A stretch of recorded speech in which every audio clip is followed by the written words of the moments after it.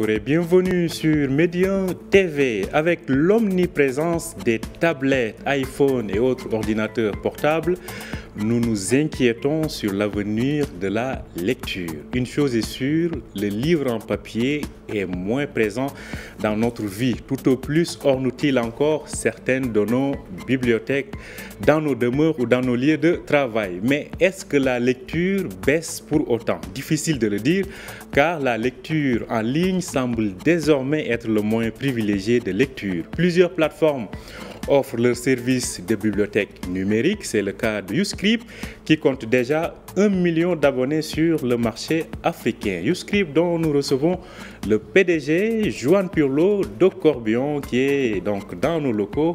Bienvenue à vous Joan Pirlo de Corbion. Merci. Merci de m'accueillir. Merci à vous d'avoir accepté notre invitation. Alors, ma question d'abord, est-ce que vous êtes un spécialiste de la question?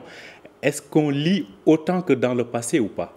Alors, c'est difficile de le mesurer, mais au fond, quand on voit toutes les générations, en particulier les jeunes qui sont sur leur écran, il y a quand même des mots, il y a des phrases, il y a de plus en plus de textes. Donc j'ai plutôt le sentiment que la lecture continue de se maintenir. Après, il y a la question de l'accès et la démocratisation de la lecture. Et c'est un peu notre projet, de faciliter l'accès à la lecture sur n'importe quel appareil mobile pour favoriser justement le développement et les usages de la lecture. Alors, donc à vous comprendre, à vous entendre, on lit peut-être autant que dans le passé. Peut-être c'est la démocratisation des moyens de lecture qui s'est faite à notre ère. Mais est-ce qu'on lit aussi bien que dans le passé? Est-ce qu'on lit aussi qualitativement? Est-ce qu'on comprend mieux qu'avec des outils numériques? Alors, c'est évidemment une vaste question. Le projet, c'est de mettre la lecture à la portée de main de chaque téléphone, de chaque tablette, pour que au moins le texte et les textes des auteurs marocains, des auteurs ivoiriens, des auteurs camerounais, puissent être accessibles. C'est-à-dire de donner la chance au texte d'être accessible pour des lecteurs. Et le mobile est une formidable opportunité pour cela, que le papier, qui est un confort, qui est un plaisir, mais qui est cher aussi, en particulier pour les jeunes, eh bien que ce papier ne permet pas toujours de rendre possible, puisque la distribution est aussi limitée dans un grand nombre de pays, qu'il y a certes des libraires qui sont très engagées, mais elles ne sont pas très nombreuses non plus. Je pense par exemple au Mali, je pense à certaines régions du Sénégal. Vous voyez, et le numérique facilite l'accès à la lecture. Alors, le numérique facilite l'accès à la lecture, mais vous êtes dans ce domaine-là. Votre plateforme compte déjà 1 million d'abonnés sur le continent. On va y revenir tout à l'heure. Oui. Mais que lit-on à travers les bibliothèques numériques? Alors tout. En tout cas, dans notre cas, chez YouScript, c'est une bibliothèque généraliste. On y trouve tout ce qu'on peut chercher dans une bibliothèque, c'est-à-dire des romans, des livres scientifiques, on y trouve de la presse, on y trouve des livres audio qui sont en plein développement, on y trouve toutes les thématiques de la bande dessinée. Tout ce qui plaît à des jeunes, à des moins jeunes, à des adultes. Et ce qu'on remarque, alors c'est variable selon les pays, naturellement, c'est qu'il y a des thématiques qui sont privilégiées. Par exemple, au Sénégal, on est étonné de l'intérêt pour les livres de droit. En Côte d'Ivoire, on va trouver plus de littérature, par exemple.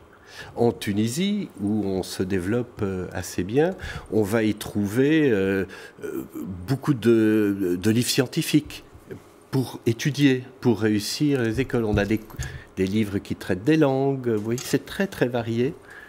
Et je pense que cette solution encourage la lecture. Et alors c'est intéressant de voir comme il y a des usages de lecture différents selon les pays.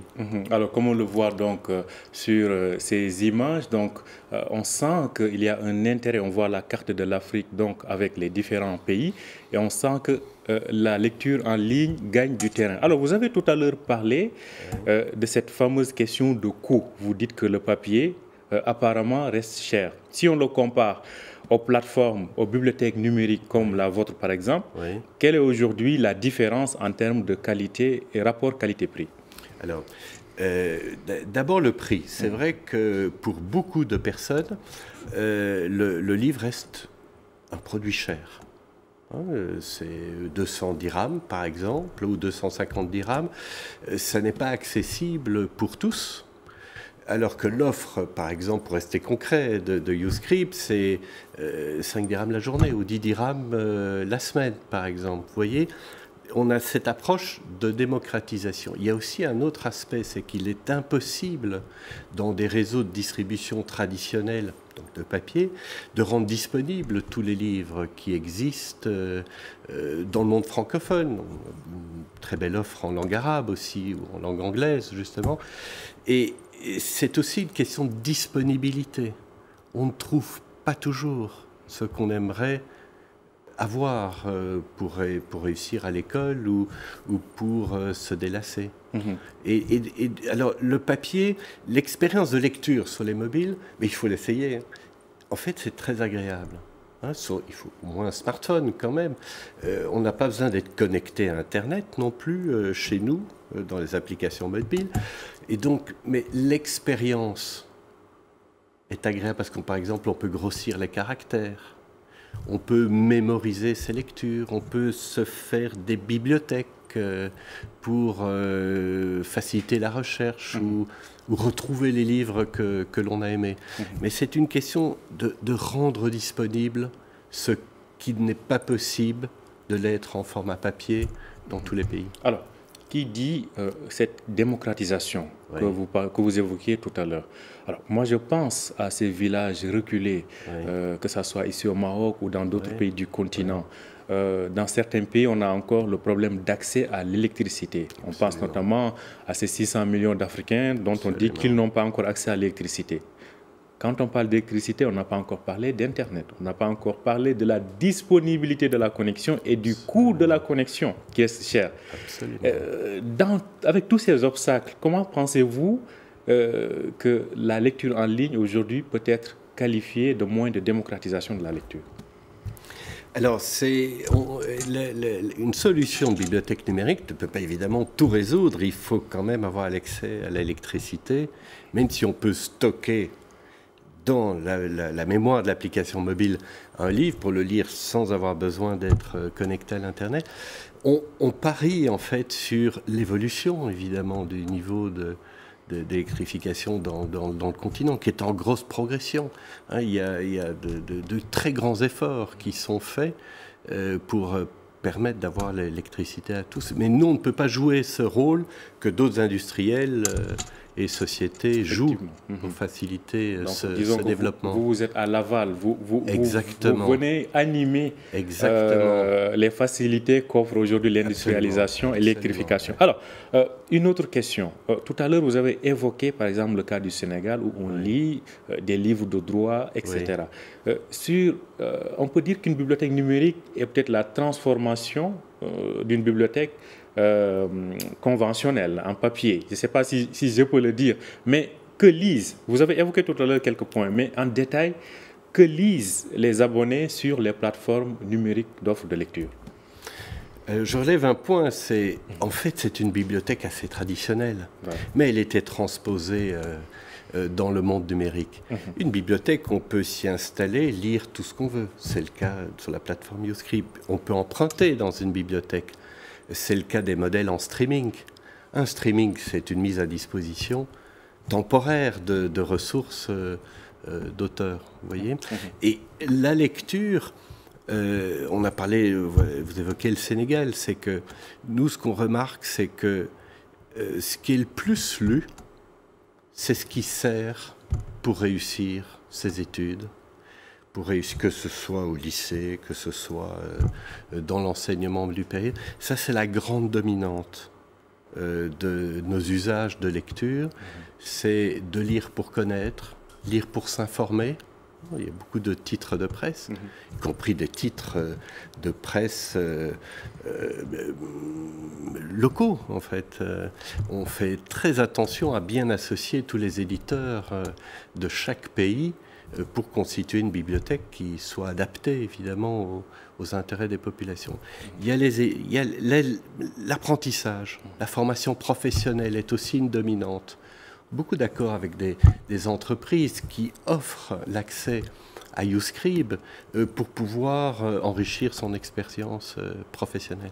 Alors, à vous entendre parler, on sent que le monde académique est très présent, dans les bibliothèques numériques. Alors, cela me pousse à une question que vous l'avez effleurée tout à l'heure, c'est concernant la relation avec les éditeurs. On voit pas mal de gens qui ont le talent de l'écriture, qui ont le talent poétique, qui ont le talent littéraire, mais qui hésitent à écrire parce que finalement, quand ils écrivent, c'est plus l'éditeur qui en bénéficie qu'eux-mêmes. Dans votre cas, quand je dis dans votre cas, pour ce qui est des bibliothèques numériques, quel est ce rapport et quelles sont les modalités avec les éditeurs, avec les auteurs? Alors, on a un partenariat avec près de 2000 éditeurs dans le monde et le modèle économique d'une bibliothèque numérique, c'est de partager des revenus. Nous, on reverse 60% de nos revenus aux éditeurs et ou aux auteurs en fonction des pages lues.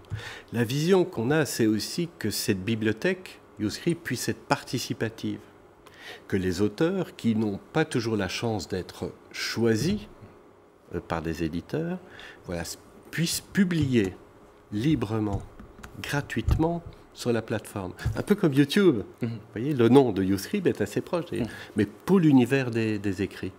De donner la chance, en fait, à tous les textes, même ceux qui ne sont pas choisis par les éditeurs, d'avoir la chance de rencontrer des lecteurs, en fait. Et le numérique permet cela, parce que un texte est toujours disponible en numérique.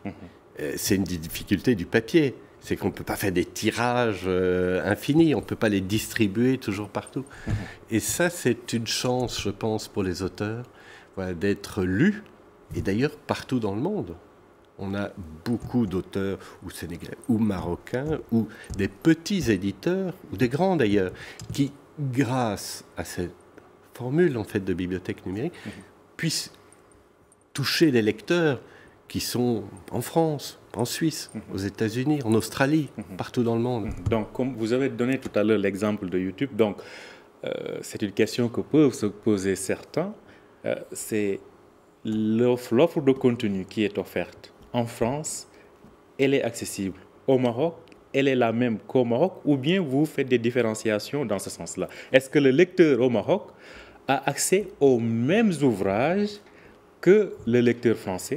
Est-ce que le lecteur au Sénégal, par exemple, a accès à la même offre qu'au lecteur au Maroc et ainsi de suite? Mais bien sûr. D'accord. C'est le principe même d'offrir le plus large catalogue possible pour tous les goûts. Ça, c'est pour nous une donnée fondamentale. Par contre, on va personnaliser les applications mobiles et le site pour présenter plutôt des auteurs ivoiriens en Côte d'Ivoire. Je pense au titre Fraternité Matin, par exemple, qu'on va mettre plus en avant qu'un titre de presse française ou internationale. Donc on va personnaliser, contextualiser, tropicaliser. Contextualiser dans beaucoup de domaines, dans le domaine littéraire, que dans le domaine scolaire ou dans d'autres domaines de sciences humaines, par exemple. Alors, au Maroc, vous comptez de nombreux abonnés et vous avez des relations de partenariat avec pas mal d'institutions et d'acteurs marocains. Oui. Comment se déroule ce partenariat-là? Oui. Alors, une bibliothèque numérique, pour être accessible facilement, a besoin de partenariats au Maroc. C'est notre premier pays. Sur le million d'abonnés dont vous avez parlé tout à l'heure, 400 000 sont basés au Maroc. Près de la moitié de vos abonnés sont au Maroc. Sont au Maroc. Alors c'était une grande surprise aussi et une grande satisfaction d'être ici avec vous. Et ça, je pense que c'était rendu possible par des partenariats. D'abord les opérateurs télécoms. Vous l'avez peut-être vu d'ailleurs autour de vous. Idoui est un partenaire comme Maroc Télécom, bientôt Orange. C'est les opérateurs qui deviennent les diffuseurs de la création éditoriale, en tout cas dans le domaine du numérique. Il y avait un autre élément très important, c'est que le paiement soit facile. De ne pas proposer des paiements par carte bancaire, par des... Tout le monde ne l'a pas, en particulier en Afrique. Et donc, tous les abonnements sont souscrits à un prix assez bas, comme vous l'avez, par téléphone et via les opérateurs mobiles. Et on a d'ailleurs une belle société partenaire au Maroc. Vous voyez qu'on a beaucoup d'associés qui jouent le jeu, qui est une société qui s'appelle Digital Virgo, basée à Casa, et qui facilite ces moyens de paiement et la visibilité marketing digital qui est nécessaire pour se faire connaître. Et notamment auprès des jeunes qui connaissent Netflix, qui connaissent Spotify, Netflix pour la vidéo, Spotify pour la musique, YouScript pour les univers de la lecture, de livres, de presse et de livres audio. Donc c'est une autre façon en fait de diffuser l'accès à la lecture et qui passe par des partenaires un peu nouveaux, un peu innovants. Alors peut-être une dernière question. Oui. Est-ce que à l'ère des bibliothèques numériques, est-ce que vous en tirez votre épingle du jeu? Oui. Est-ce que l'éditeur en tire son épingle du jeu? Oui. Est-ce que le lecteur en a aussi pour sa poche? D'abord pour le lecteur, pour sa poche, c'est que sa poche ne soit pas trop sollicitée avec des prix accessibles. Vous voyez, la démocratisation, c'est la facilité technique, c'est la facilité de paiement et c'est un prix abordable, en particulier pour les jeunes. Les éditeurs tirent leur épingle du jeu puisqu'ils perçoivent des revenus, ou des auteurs, qu'ils n'auraient pas perçus, je dirais, dans des modes de distribution traditionnels qui sont limités. Donc c'est un surcroît, c'est un supplément d'activité pour les maisons d'édition. Et comme les auteurs sont rattachés à ces maisons d'édition, c'est une occasion pour les auteurs aussi d'avoir une rémunération plus élevée de leur création, puisqu'ils ont accès à un lectorat dans le monde entier. Donc je pense que c'est une solution qui intéresse tous les acteurs de la filière. Et pour vous, bibliothécaire numérique, oui. Vous en sortez? Bien sûr, puisque nous reversons 60% de nos revenus dans la filière du livre. Il nous reste 40%, si je calcule bien, et ça permet de financer tout un travail technique, tout un travail marketing, et puis de monter une équipe. On a déjà plusieurs personnes qui sont sur le continent, y compris enfants, et d'emmener une équipe pour pouvoir réussir ce projet. Merci à vous, Joanne Purlot de Corbion. Je rappelle que vous êtes le PDG de YouScript.